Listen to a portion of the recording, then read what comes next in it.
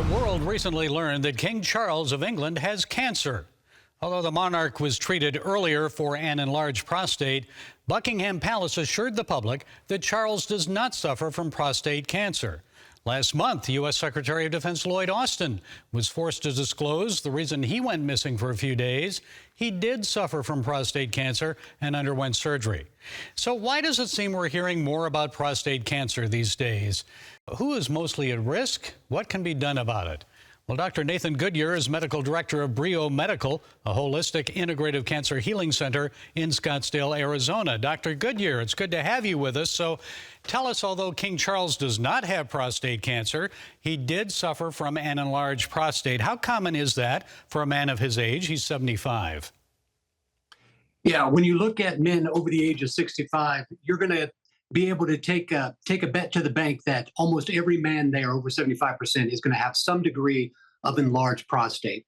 And in fact, when you carry that, because benign prostatic hypertrophy is a benign condition, but if you look at men over the age of 80, almost invariably 75+% are going to have some degree of prostate cancer. Prostate cancer and benign prostatic hypertrophy are different.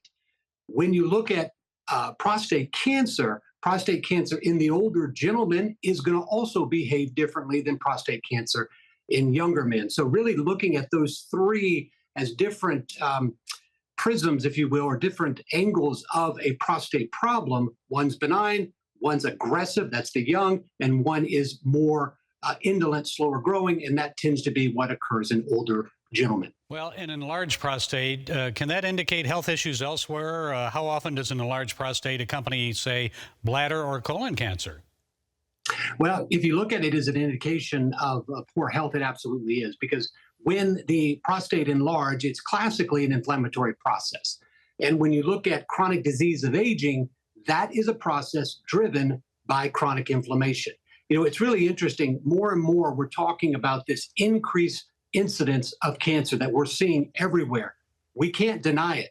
It's like 1984, where we're being told to deny our eyes and our ears.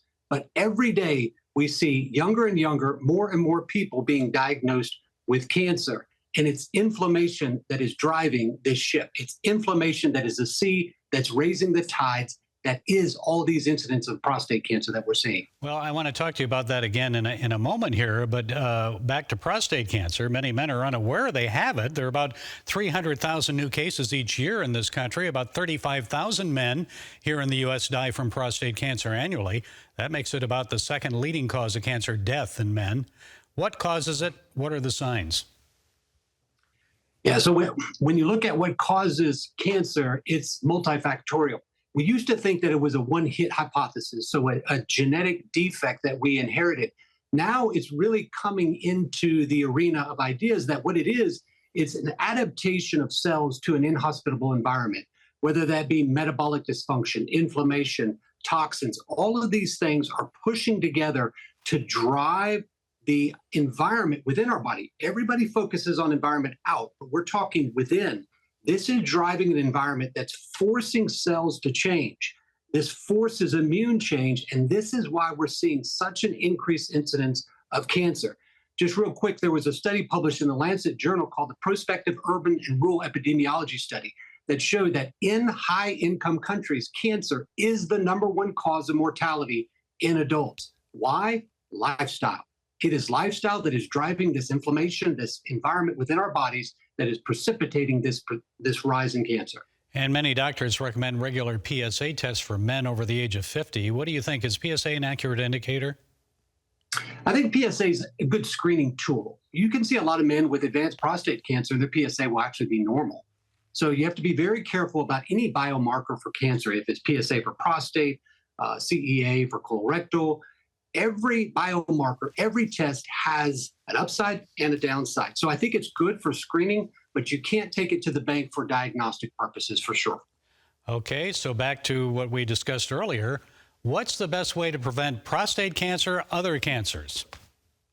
Yeah, it's lifestyle. You know, when you look at this process in the scientific literature on PubMed, they're using this word called reprogramming. We're starting to understand that what's happening in cancer is a reprogramming of cells to adapt to its environment. Well, if cancer cells can be reprogrammed, we can reprogram them back. And it's lifestyle that allows us to do that through good nutrition, eating real food. Twinkies, ding dongs, and Cokes does not define as food. We're talking fruits, we're talking vegetables, we're talking good sleep, good relationships, we're talking about exercise. All of these things build an environment. We were created to conduct in those arenas. One of the things that is really important to me is, as physicians, we're hope, healer, teacher, and servant. All of those are characteristics of Christ. And as physicians, we sow. We sow seeds or we sow weeds. We sow fear or we sow hope. We sow creation or we sow counterfeit. Or we sow life and we sow death. And you see this throughout medicine. You see those sowing seeds of life and those sowing seeds of death. And more as I've been doing this, I'm starting to see that cancer is something that has much more of a spiritual connotation than we ever could have thought. Dr. Goodyear, thank you for being with us, setting us straight today on this important health issue. We appreciate it. You bet. The power's in the hand of the individual.